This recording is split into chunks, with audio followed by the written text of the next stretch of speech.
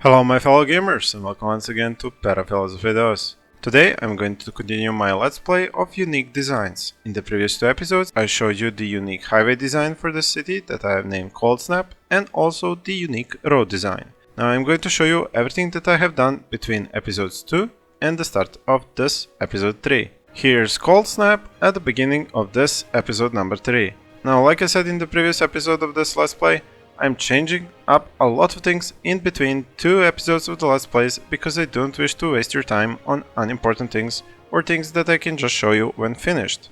And this is the finished result. So now ColdSnap has this residential and commercial area here that is quite not a grid. I'm trying to escape my greedy ways and this is the result of it.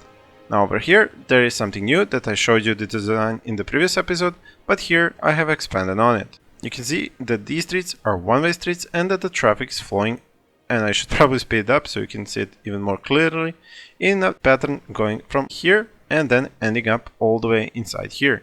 And we can even take a stroll or fast walk or however you want to call it and follow the spiral as it inevitably spirals inside of this tunnel. And now let's show you where the tunnel leads. It leads down here into this street here where the traffic can choose to go either onto this highway or onto this one.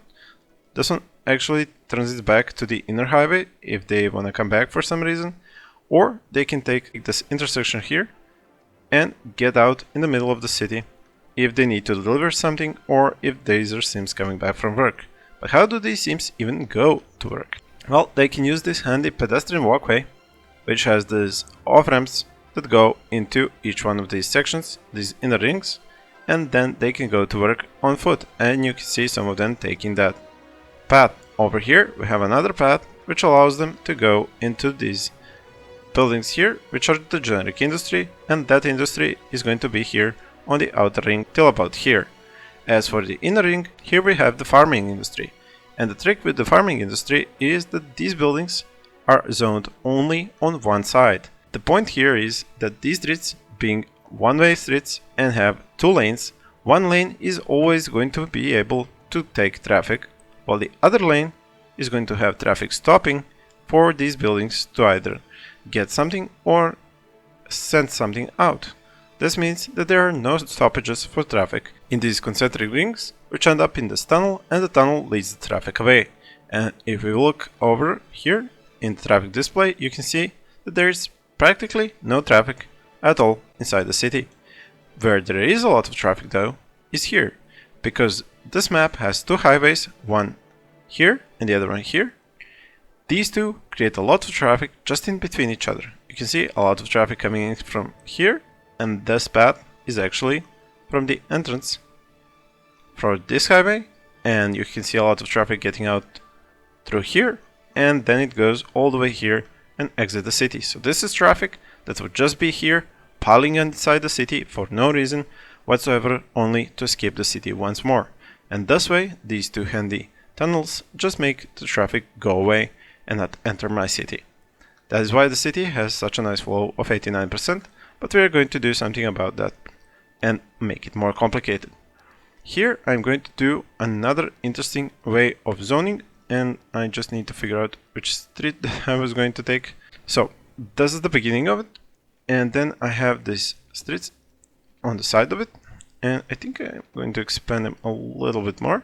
And then what I'm going to take is these, actually not large roads, medium roads, and go from here to here, and then go from here to here. It doesn't really have to be all that symmetrical, it just has to give me this nice pattern. Then what I'm going to do is delete these areas here and then turn them onto themselves and then go out once again, like so. Then I add some more cross streets about here, I think, no, a little bit further maybe. Okay, like this. Once again, I'm not trying to make anything symmetrical, I'm just trying to get nice curves that are going to give me actual zonable areas. And then go back once again over here and once over here. Now this is enough to just give you the general idea of how this is supposed to look like. Now these streets here, they're going to be history, as is this one here. What goes in the middle here is actually these huge parks.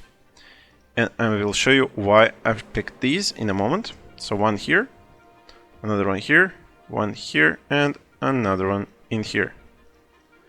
Now these parks have this nice ability that when you go into the paths, you can actually just add them to these paths and then add whatever else you want to these parks.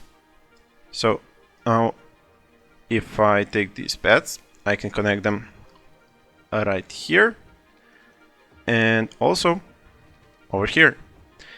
As for the zoning, these top areas, they're going to be heavy commercial or high density commercial, and then right next to them there's going to be offices, and in here on the inside there are going to be some offices as well.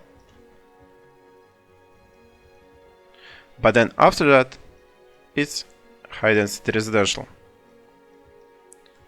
And the reason why these parks are here is so that these residents can actually enjoy themselves in these parks. Now this of course needs a power connection, which should be left in from here. And the problem here is that the traffic might have a hard time actually getting here because nothing is connected. The buildings are built but nobody can move in. I need to actually disconnect this because these aren't supposed to be connected, and then just draw these out a little bit more, and that's where the traffic is going to be coming in with the highway ramps. Now this one is one of the highways that actually enters. This will need to be fixed between this one and the next episode. So the highways, like I said, are the ones that are getting the traffic in, and once I get this one to actually obey me a little bit, I'm going to be able to get traffic in here and also in here. The same thing I can get from the other highway. I just have to find a position from which I can draw it. There we go. And it can actually just join in once in here and the other one in here. So now this is getting us the traffic, but the traffic here has to actually flow as well because these parks are going to create traffic and pollution and, well, not pollution, but there are probably going to be some crime there. So these parks will also need to be taken care of. Thus, I'm going to do with tunnels.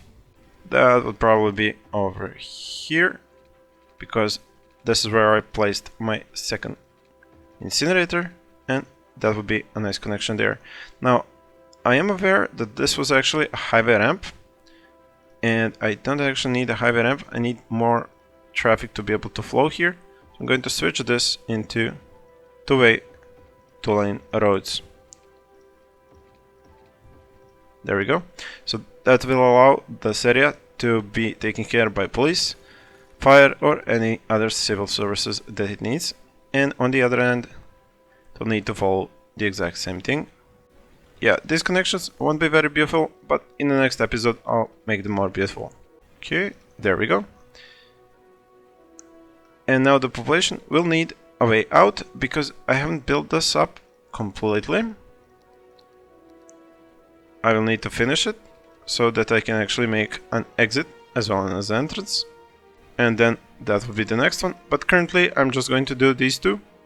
That is why I'm going to give them these exits. And currently they are just like this, very ugly, but because I'm going to build it part by part. Now, to show you where these folks are actually going to be living, breathing, and having a good time in my city is in these parks, because they will have nice connections when I add more paths. If I have my paths starting from here and ending here, these folks will get more easier routes to get to those parks. Same through here. And this is something that I'm going to do everywhere, and now you'll see that they will need more power, which needs to be connected from, let's see where, onto here. So that should connect everything when it comes to the power.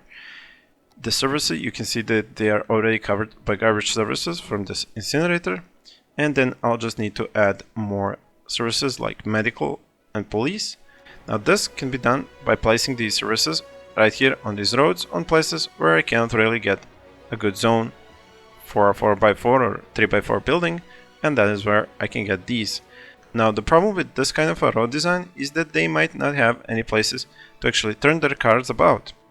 That is why at some places there are going to be streets that are just going to be this, nothing else, so that if somebody is driving on this right side, what they can actually do is go here, turn left, go up, turn about, and come over here. And that way they can actually get to any part of this road design. Now this area here is going to be a place where I'm going to add a lot more stuff, because you can see I can add just stuff like this and then add paths through here, and then Sims can use any of this and create handmade parks.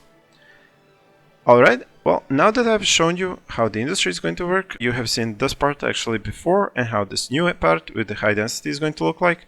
I think that's enough for this episode of Unique Zoning Designs. I would like to thank you for watching and ask you to stay tuned with this Let's Play as I make new episodes.